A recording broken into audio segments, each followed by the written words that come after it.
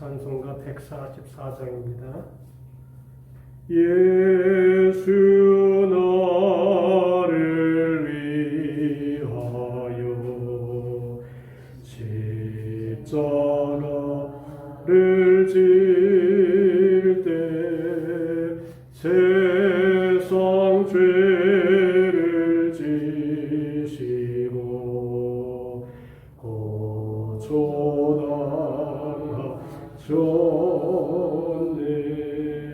예수님 예수님 나의 죄 위하여 보배 피를 흘리니 죄인 받으소서. 십자가를 지심은 무슨 죄가 있나. 전우지한 사람들 메시아 죽였네. 예수님 예수님 나의 죄 위하여 보배 피를 흘리니 죄인 받으소서.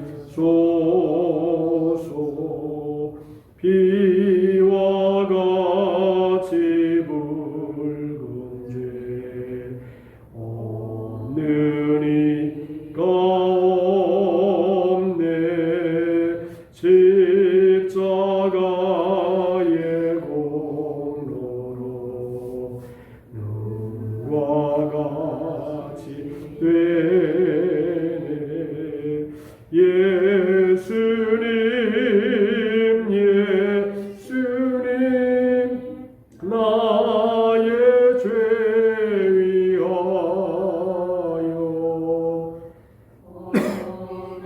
피를 흘리니 죄인 받으소서. 아름답다 예수여 나의 좋은 친구. 예수 공로 아니면 원형을 받네. 예수님 예수님 나의 죄 위하여 보배 피를 흘리니 죄인 받으소서.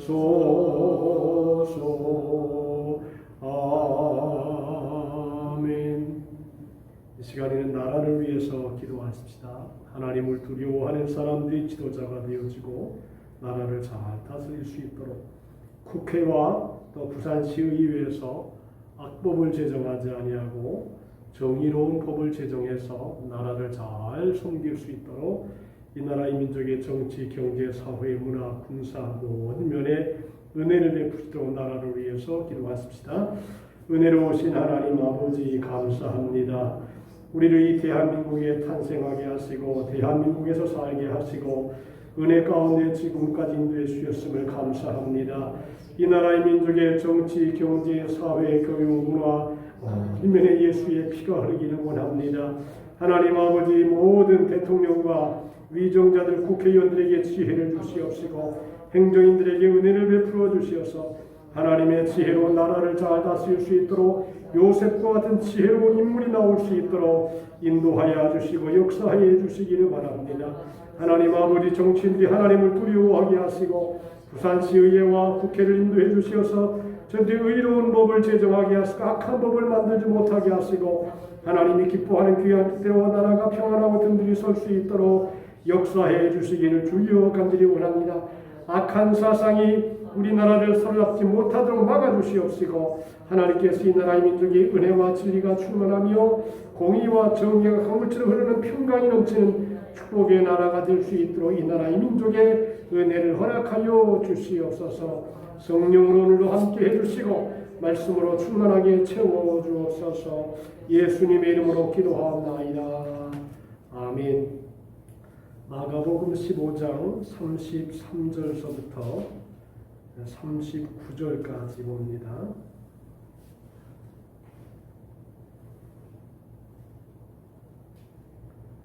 제6시가 되매 온 땅에 어둠이 임하여 제9시까지 계속하더니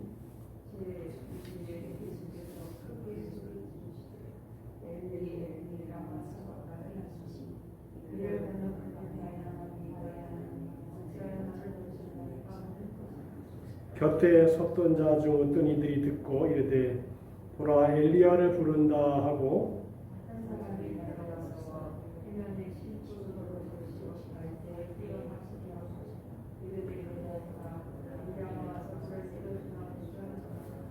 예수께서 큰 소리를 지르시고 숨지시니라.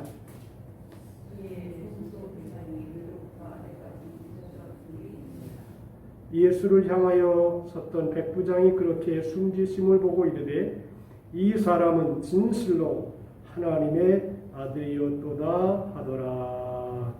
아멘. 예수님이 오전 9시경에 골고다 언덕에서 십자가에 못이 박혔습니다. 그 언덕 모양이 해골과 같은 모습이라 그래서 골고다 해골의 곳이라고 부르기도 했습니다. 그것은 제수들을 사용시키는 곳이고 또 무덤들이 있는 곳이기 때문에 해골이라 부르기도 했다고 성경학자들은 이야기를 합니다. 그리고 오늘 본문에 있는 것처럼 제9시까지, 그러니까 우리 한국 시간으로서는 오후 3시까지 6시간 동안 주님의 십자가에 못 박혀 몸 안에 물과 피를 다 쏟으시고 말할 수 없는 고통을 당하셨습니다. 그래서 성경에 보면 제자가 붙으면 보통 6시간을 더한다 그래요. 그러니까 예수님이 십자가에서 6시간 동안 큰 거친 못으로 예수님의 손과 발에 사정없이 망치질을 했고 뼈가 으스러지고 신경줄이 끊어지고 혈관이 터지면서 붉은 선혈이 쏟아져 내린 것입니다. 더구나 예수님이 십자가에 못 박혀 세웠을 때 체중으로 말미암아 손바닥이 찢어지고 발의 뼈가 부서지면서 엄청난 통증을 느끼고 아팠을 것입니다. 그래서 이 신체학을 연구하는 사람들의 말에 의하면 예수님이 십자가에 달리면서 무엇이 힘들었느냐? 호흡하기가 제일 힘들었을 것이다. 그렇게 보고 있어요. 왜냐하면 그런 상태로 횡격막이 위로 당겨져 올리면서 발꿈치를 들어주지 않으면 숨을 쉴 수가 없어서 질식하게 된다 그럽니다. 그래서 예수님은 십자가의 아주 모진 고난을 인간이 당한 고통 중에서 가장 아픈 고난을 당하셨다 그렇게 보는 것입니다. 그래서 이 십자가의 고난의 사건을 이사야 선지자는 이사야 53장 4절에 그는 실로 우리의 질고를 지고 우리의 슬픔을 당하였거늘 우리는 생각하기를 그는 징벌을 받아서 하나님에게 맞으며 고난을 당한다 하였노라 그랬습니다.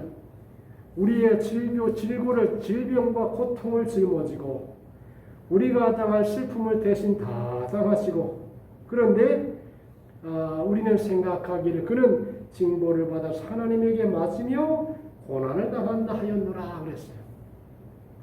실제로 예수님은 하나님께도 고난을 당했습니다. 왜냐하면 예수님이 행한 죄 때문이 아니라 인간을 위한 모든 죄짐을 다 걸머졌기 때문에 공적인 의미에서 예수님은 십자가에 처참하게 못 박혀 죽으셨는데 그것은 바로 우리 인간들의 죄를 대속하신 그 은혜다 그렇게 보는 것입니다. 그런데 이 마지막 절에 보면 아주 귀한 장면이 나옵니다.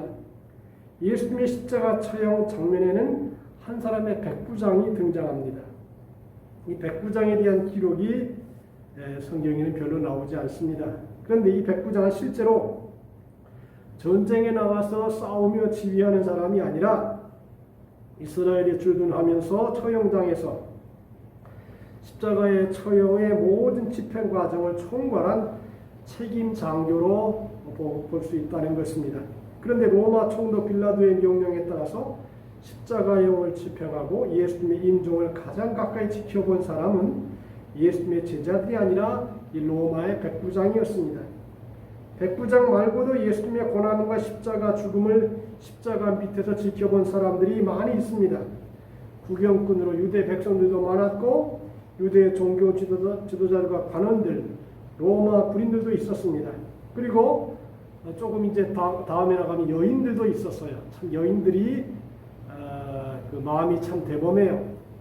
보통 이 제자들은 다 도망갔는데 여인들, 예수님의 말씀을 들은 은혜 받은 여인들이 십자가 곁에서 이렇게 안타까운 마음으로 주님을 바라보고 있었습니다. 가장 잔인한 방법으로 정치범을 사용한 십자가, 그 십자가 처형을 주관하는 백부장이 뜬금없이 십자가 위에 달려 비참하게 죽어간 한 죄수를 보고 그 말이 참 귀한 것입니다. 이는 이 사람은 진실로 하나님의 아들이었도다. 여러분, 이 말이 얼마나 중요해요? 백부장이 가만히 세상에 되어지는 것들을 보니까 예수님이 처형당하고 재판당하시고 하는 모든 과정을 보니까 이분은 진실로 하나님의 아들이었도다.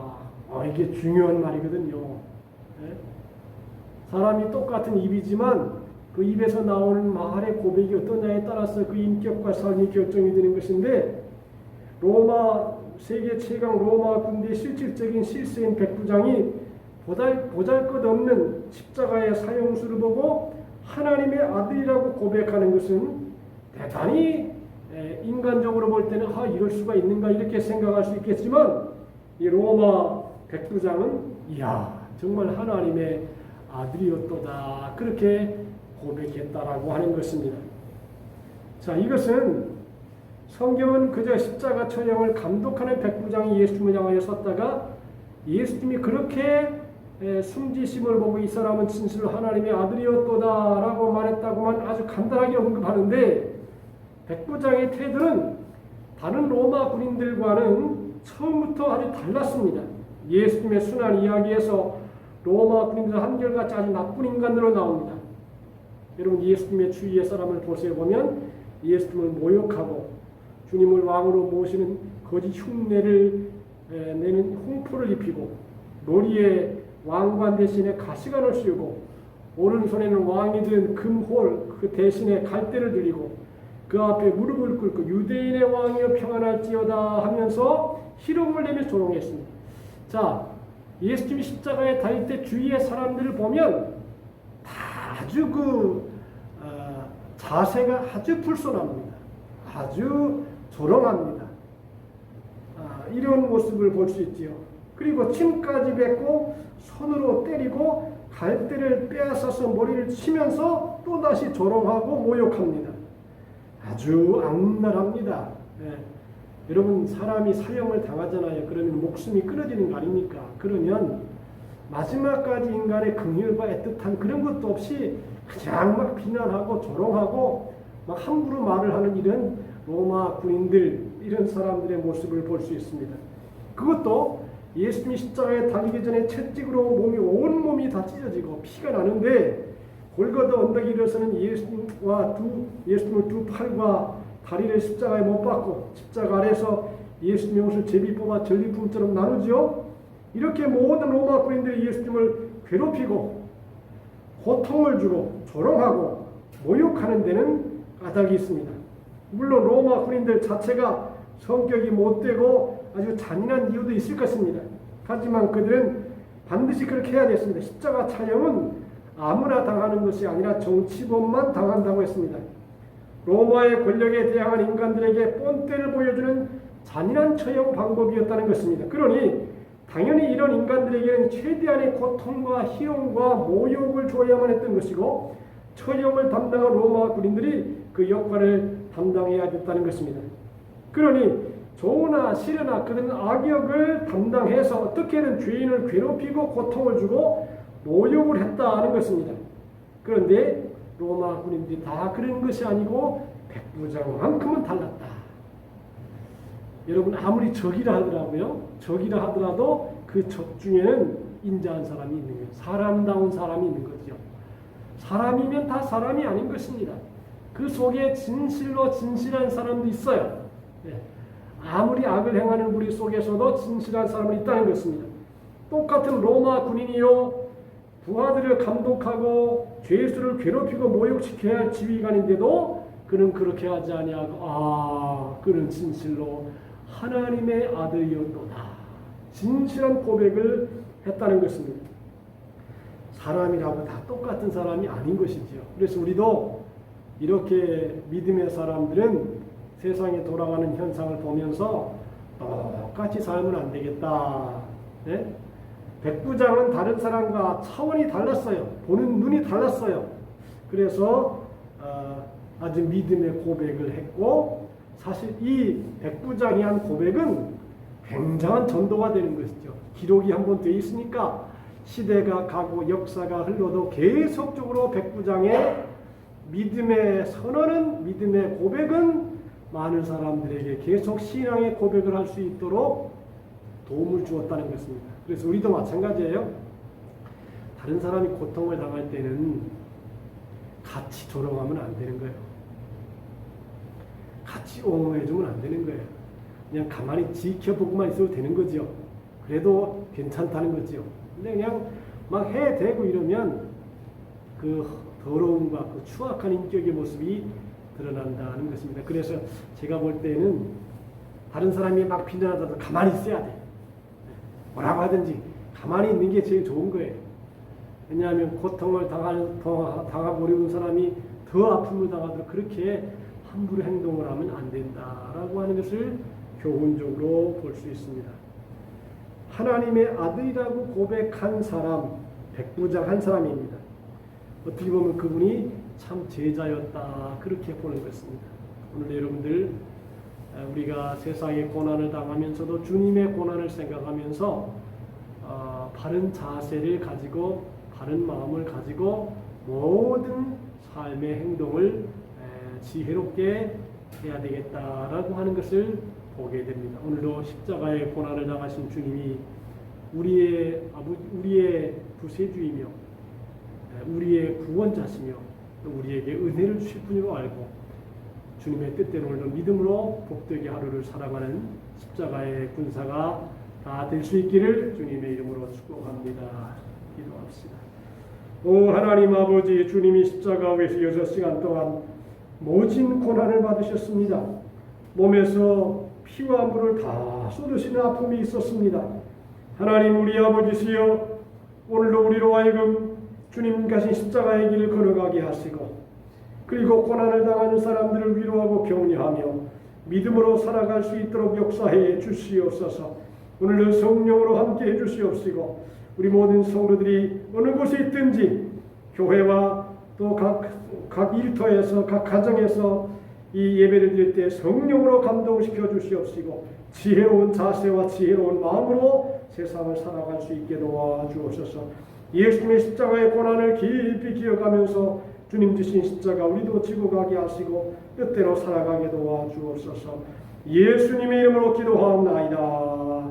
아멘. 하늘에 계신 우리 아버지여, 이름이 거룩히 여김을 받으시오며 나라 임하옵시며 뜻이 하늘에서 이룬 것 같이 땅에서도 이루어지이다. 오늘날 우리에게 일용할 양식을 주옵시고 우리가 우리에게 죄 지은 자를 사하여 준 것 같이 우리의 죄를 사하여 주옵시고 우리를 시험에 들게 하지 마옵시고 다만 악에서 구하옵소서. 내게 나라와 권세와 영광이 아버지께 영원히 쌓옵나이다. 아멘.